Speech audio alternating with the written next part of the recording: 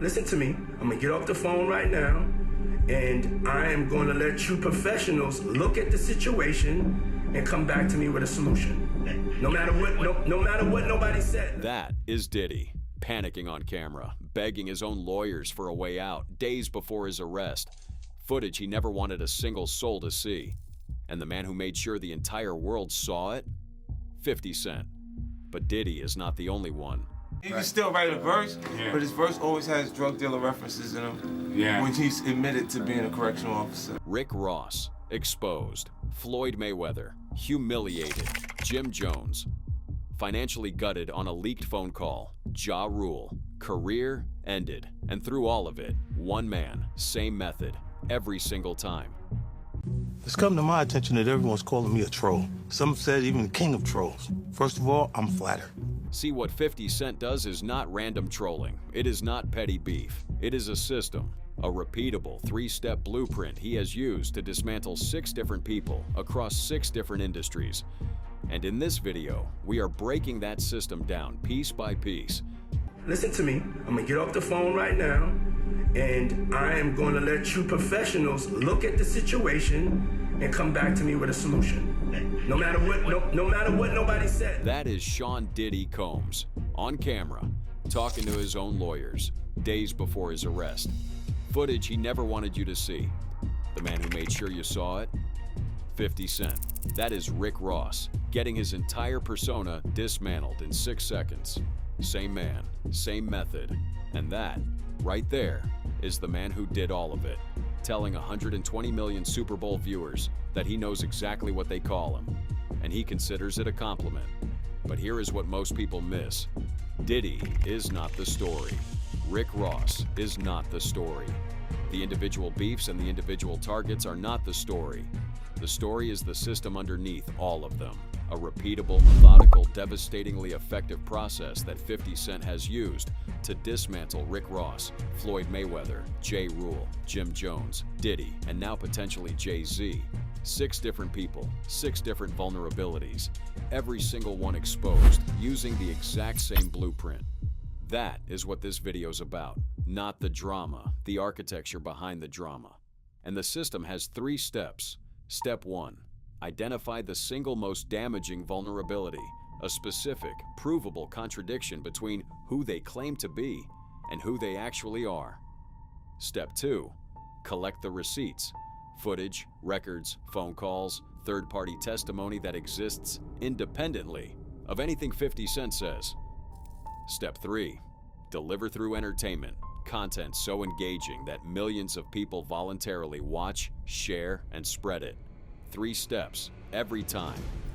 And the best place to see all 3 running simultaneously is the Super Bowl LX DoorDash ad that media called the pettiest in history. A 42-second diss track in AD form, titled Beef 101, where 50 Cent targeted 5 different people's vulnerabilities, layered on top of each other so densely that most viewers only caught 1 or 2 on the first watch. But I'm done with all that. I would never do a deal with DoorDash and quite literally deliver beef when millions of people are watching. I mean, who would do something like that? Delivering quality beef is more of an art than a science. He is telling you on national television that what he does has methodology, and then he proves it. As he speaks, he pulls items from that DoorDash bag, and every single item is calibrated to hit a specific person's specific vulnerability. First, a children's book called Learning Your ABC. The vulnerability? Floyd Mayweather's long-standing alleged struggles with reading, something 50 Cent identified years ago and has hammered relentlessly. Second, a bag of cheese puffs. Cheese Puffs, Puff Daddy, Puffy. Diddy's original stage name turned into a grocery item. The vulnerability? Diddy's crumbling public image, reduced to a snack you toss aside. Don't want to be too obvious. It's all about timing. And I'm always on time. And the timing line, always on time. Ja Rule's biggest hit, his 2001 track featuring Ashanti. Their feud goes back to the 1990s. Chain robberies, studio fights, label warfare. He even pulls out an alarm clock. 5 targets, 5 vulnerabilities, 1 DoorDash bag. But step 1 means nothing without step 2, the receipts. Finding a vulnerability is easy. Proving it requires evidence. Look at Rick Ross, drug kingpin persona, but he was a correctional officer. That contradiction is step 1. Here is step 2. In order to be a correctional officer, you have to not have any criminal history. That's right. Correctional officer means background check. Background check means no criminal record. No criminal record means every bar about being a drug lord is fiction. 50 Cent does not need to call Ross a liar. The logic chain does it for him. That is step 2 in its purest form. Evidence so clean that no clapback on Instagram can undo it. And then he stacks a second vulnerability on top. What kind of rich nigga cut his own grass? Why you out there cutting your own grass? You trying to save money, nigga? You don't want to pay for the lawn to get cut, huh? A rapper who claims to be fabulously wealthy, pushing a lawnmower across his own yard. The visual alone is the receipt. No documents needed, no background check required. The image contradicts the brand on its face, and 50 Cent makes sure you see it, laugh at it, and screenshot it. Two completely different vulnerabilities. One factual, one visual. Two different types of evidence, both delivered as entertainment that people genuinely enjoy consuming and sharing with their friends. And that enjoyment, that virality, is the engine of step 3. Because identifying the vulnerability and collecting the evidence, steps 1 and 2, are only preparation. The system does not actually activate until step 3, delivery through entertainment. And step 3 is what elevates 50 Cent above every other person who has ever tried to publicly expose someone in the history of hip-hop or entertainment. The delivery mechanism is not anger. It is not outrage. It is not a somber press conference or a legal filing or a tearful Instagram live. It is content that distributes itself because it is genuinely, undeniably fun to watch. People do not share 50 Cent's exposés out of moral obligation. They share them because they are funny, they are clever, and they are satisfying. And that voluntary distribution is what gives the system its reach. Reach that no amount of paid promotion could ever replicate. Go back to the Super Bowl ad. Watch how the final 2 digs land. Oh, they sell Combs. What a coincidence.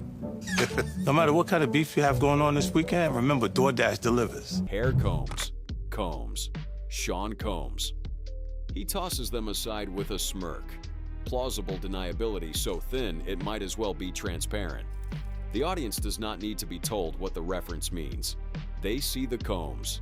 They hear the surname. They make the connection themselves. And they share the clip. 50 Cent's job is done the moment the viewer becomes a participant. And you know what goes great with beef?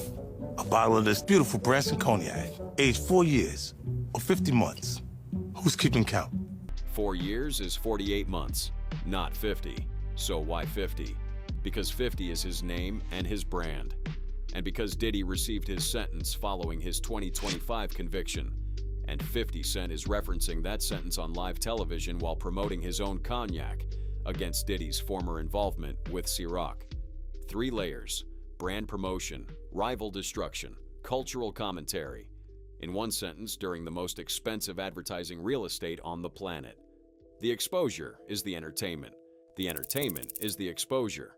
They are the same thing, and that fusion is what makes step 3 the most powerful component of the entire system. Those are the 3 steps. Find the vulnerability, collect the receipts, deliver through entertainment. That is the engine. But an engine without amplifiers only gets you so far. And 50 Cent has 3 amplifiers that take the system from effective to completely inescapable.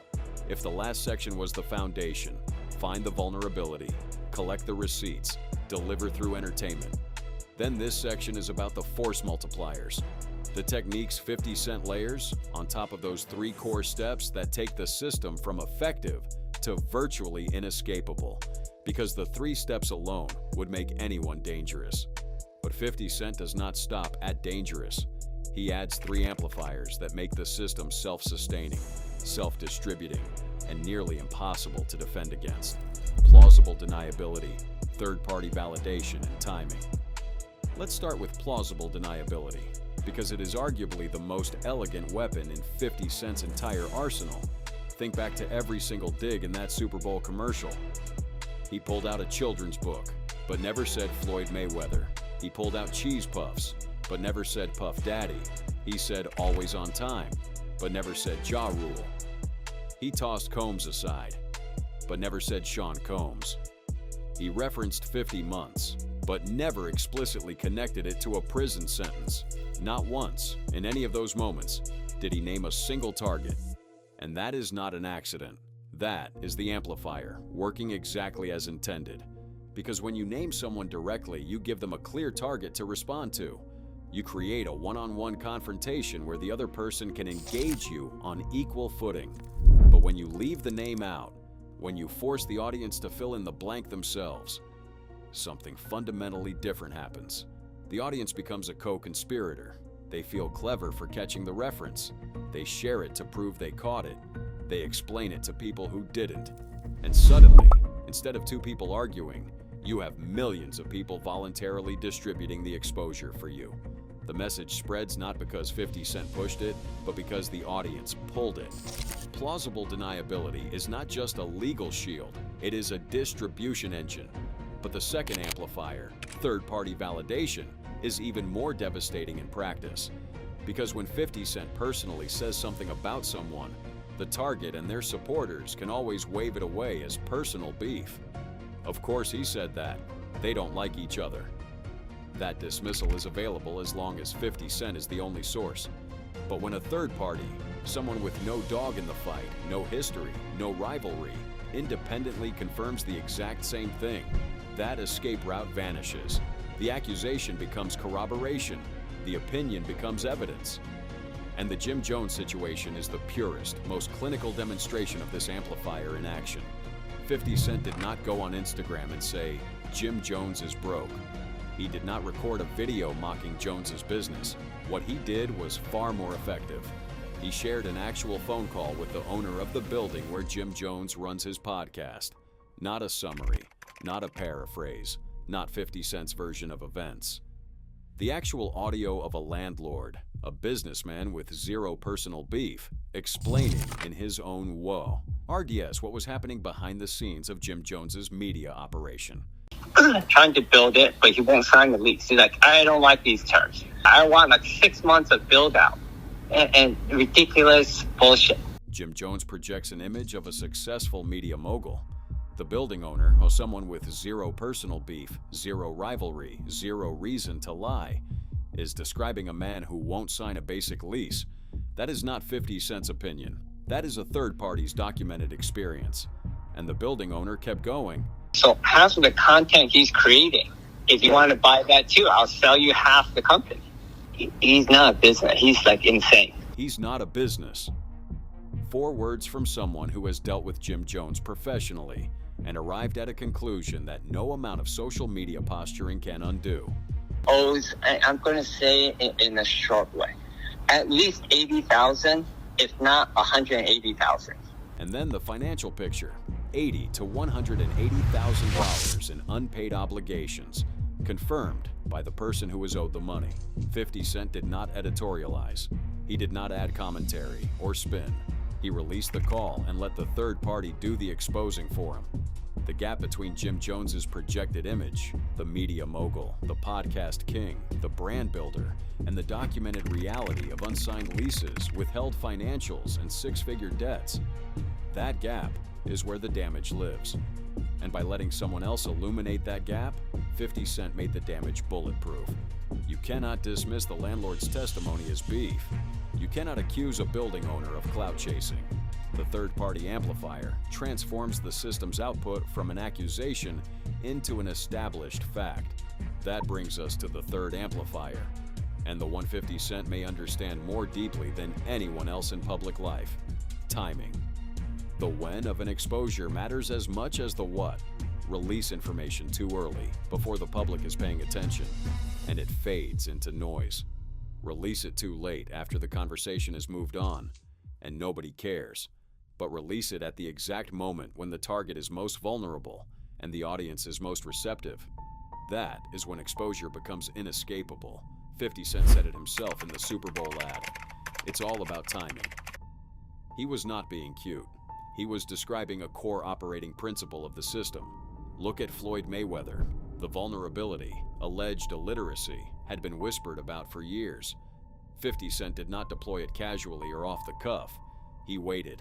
He waited until Floyd had publicly gone on a rant against multiple people, creating noise, creating attention, creating a moment where the public was already watching Floyd Mayweather and already forming opinions. I look at the computer say, Floyd said, fuck T.I., fuck Nelly, fuck 50. I'm like, what'd he say fuck me for? Then he struck, publicly challenging Mayweather to read a single page of Harry Potter for $750,000 to any charity of Floyd's choosing. The challenge itself was perfectly timed to ride the wave of attention that Floyd himself had generated. For my man Jimmy Kimmel, Jimmy said if Floyd accepts the challenge, then he'll put it on the actual show, so you can read it on the show. We don't want to put pressure on you. We know you can't pronounce those words in that Harry Potter book, so we're going to let you read Cat in the Hat. Floyd created the noise. 50 Cent redirected it toward Floyd's most sensitive vulnerability.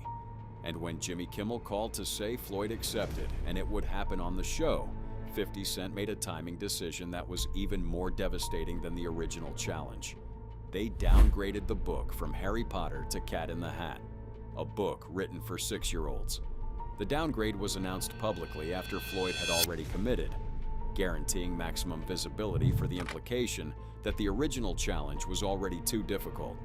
And here is the timing genius that most people overlook. The challenge was structured so that every possible outcome benefited 50 Cent. If Floyd refuses, the implication stands unchallenged. If Floyd accepts and struggles, the evidence is on national television. If Floyd somehow succeeds, 50 Cent still got what he wanted.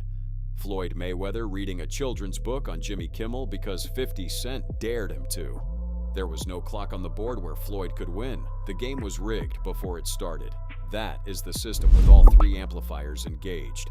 Plausible deniability makes the audience spread it. Third-party validation makes it impossible to dismiss. Timing makes it impossible to ignore. And when 50 Cent combines all three with the original 3 steps, find the vulnerability, collect the receipts, deliver through entertainment, you get something that functions less like a social media feud and more like a precision-engineered campaign of public accountability. But everything we have discussed so far, the Super Bowl digs, the Ross expose, the Jones phone call, the Mayweather challenge, all of that was 50 Cent operating at the individual level, one target at a time, one vulnerability at a time. What happens when this system scales up? When it stops being Instagram posts and phone calls and becomes a multi-million-dollar, multi-episode, globally distributed documentary machine? Everything in the previous sections, the 3 steps, the 3 amplifiers, was 50 Cent, sharpening his tools on individual targets. Practice runs, calibration exercises, because the system was always designed to operate at a much larger scale, and that scale arrived with 2 words: Diddy Documentary, the docuseries 50 Cent executive produced, Sean Combs, The Reckoning. Is every principle of the system combined and deployed at an industrial level. This is not a meme. This is not a leaked phone call. This is a multi-part, professionally produced, Netflix-distributed documentary that took over 5 months of development before 50 Cent even found his director, Alex Stapleton. Let's walk through how the system scales. Step 1 at scale. Identify the vulnerability. At the individual level, the vulnerability might be a fake drug dealer persona or an alleged reading difficulty. But at scale, the vulnerability is an entire public legacy built over decades.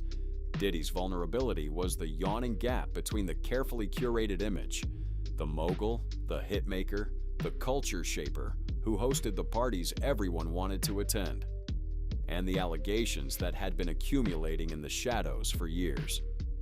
50 Cent did not discover this gap overnight.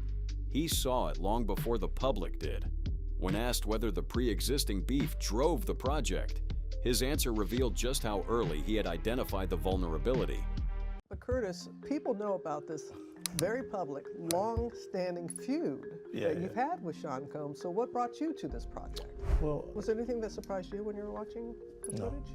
No? It didn't surprise me at all. That single sentence carries enormous weight. Everything the public was shocked by in 2024 and 2025, the allegations, the raids, the arrest, the trial, was information he already had. He had identified the vulnerability years before the rest of the world caught up. And while the public was still processing its surprise, 50 Cent was already in production. Step 2 at scale, collect the receipts. At the individual level, the receipts might be a background check or a landlord's phone call. At the documentary level, the receipts are never-before-seen footage of Combs debating strategy with his lawyers, greeting fans in Harlem, and then returning to his car expressing disgust at the very people he had just been embracing. The series obtained footage that Combs himself did not know would be used against him. And the reason that footage exists is the ultimate irony of the entire story. Combs was so accustomed to being filmed as a reality star that he forgot the cameras were rolling during his most vulnerable moments. He was conditioned to believe he would always control the edit. He didn't. it's pretty aggressive. Like the government came 3 different agencies at one time. Miami, LA, New York, raided all those places. You'd think that something extreme had happened. 3 agencies, 3 cities, simultaneous raids. That is the scale of receipts the system now operates with. Not a leaked audio clip, but an entire documentary apparatus capturing footage that spans 30 years. Step 3 at scale, deliver through entertainment. At the individual level, delivery is a Super Bowl commercial or a viral Instagram post. At scale, delivery is a Netflix docu-series that the entire world watches, and the amplifiers scale with it. Third-party validation. The series features 2 jurors from Combs' trial speaking publicly for the first time, plus people from Combs' inner circle, some who still consider him a friend, some who do not. Timing. The series dropped while the case was still fresh in the public consciousness. Plausible deniability. 50 Cent positions himself not as an attacker, but as a cultural guardian. Hip-hop culture was on trial as much as Sean Combs was? Not all. Look, if I didn't say anything, you would interpret it as the hip hop is fine with his behaviors. That is the scaled-up version of plausible deniability. At the individual level, he avoids saying names. At this level, he reframes the entire project as cultural preservation. He is not attacking Diddy. He is making sure that the actions of one man do not taint the entire genre. The exposure becomes a public service. And when your exposure campaign is framed as a moral obligation rather than a personal grudge, it becomes virtually impossible to criticize without appearing to defend the behavior being exposed. And when asked about his hopes for the project, He'll be home in 2 years. All right, he'll be fine. casual, almost dismissive. The system has already done its work. The documentary exists. The footage is out. The jury has spoken. And 50 Cent has already moved on. Because the system's final and most terrifying property is that it compounds. Every deployment makes the next one more credible, more anticipated, and more powerful. Which brings us to the most recent, and potentially the most explosive, activation of the system, Jay-Z. When the Department of Justice released thousands of Epstein files, Jay-Z and Harvey Weinstein were among the names connected through an FBI tip describing alleged events from 1994 to 2007. It is critically important to state that these are allegations contained in an FBI tip. There is no solid proof, no conviction, no formal charges. These are accusations from an individual who contacted the FBI. But 50 Cent's response showed every component of the system activating in real time, and showed it activating against the most powerful figure in hip-hop.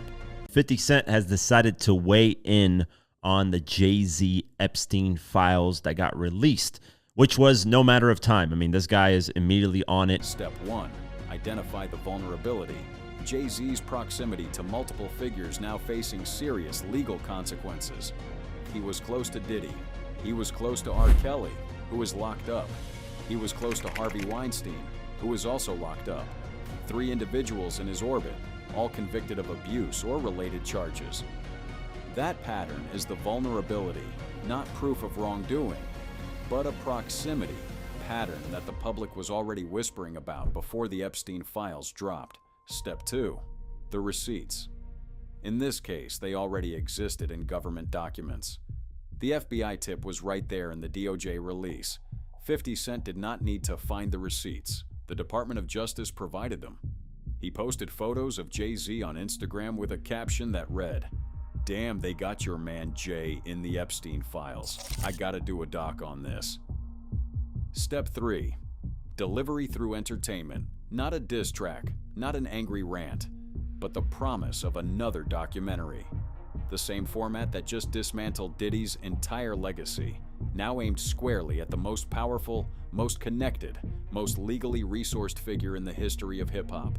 The mere announcement of that documentary carries weight precisely because the system has already proven it can deliver. The Diddy docuseries is the proof of concept. The Jay-Z documentary is the threat. The response was immediate. Jay-Z reportedly began threatening lawsuits against public figures who discussed the files in connection with his name. Academics reshared 50E's post. Pusha T, a figure with his own complicated history with Jay-Z, liked it. 50 Cent eventually deleted one of his posts, which some interpreted as a response to legal pressure. But by then, the system had already done what it always does, started a conversation that would continue growing without him. The seed was planted, the public was watching, and the threat of a documentary, backed by the credibility of having already produced one that shook an entire culture, now hangs over everything. And that is the system operating at its absolute peak. Not anger, not recklessness, not emotion. 3 steps. Find the gap between who someone claims to be and who they actually are. Prove it with evidence that exists independently of your opinion. Package it in content so entertaining that millions distribute it voluntarily. 3 amplifiers. Plausible deniability so they can never pin you down. Third-party validation so the evidence cannot be dismissed as beef. Timing so the impact lands when the target is most exposed and the audience is most attentive. 6 components working in concert, refined over more than a decade, deployed against targets ranging from mid-tier rappers to the most powerful mogul in music. 50 Cent did not invent the concept of exposing people, but he engineered a system for doing it that is, as of right now, completely without equal in entertainment, media, or public life. And the system's most terrifying property is that it compounds. Every successful deployment makes the next one more credible, more anticipated, and more powerful. The Super Bowl ad proved the system could entertain. The Rick Ross expose proved it could dismantle a brand. The Jim Jones phone call proved it could leverage third parties. The Diddy documentary proved it could operate at an industrial scale. And the Jay-Z Instagram post proved that the mere threat of deployment is now a weapon in itself. Based on everything we have seen, from the DoorDash bag to the Netflix docuseries to the Epstein Files post, the next activation is not a question of if, it is a question of who.